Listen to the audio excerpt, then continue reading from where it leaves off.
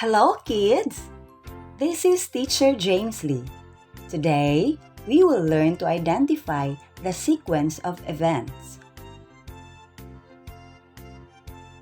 A sequence of events or things is a number of events or things that come one after another in a particular order.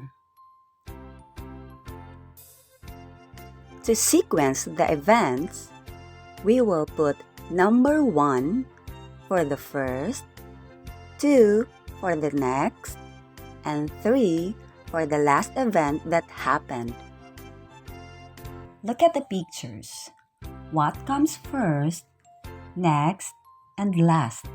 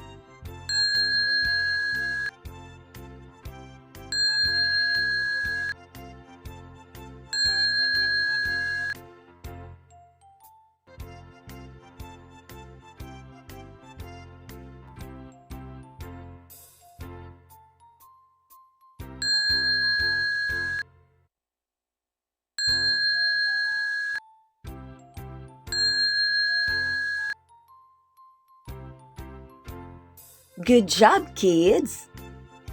Do you want to learn more? See you on my next video. Bye-bye!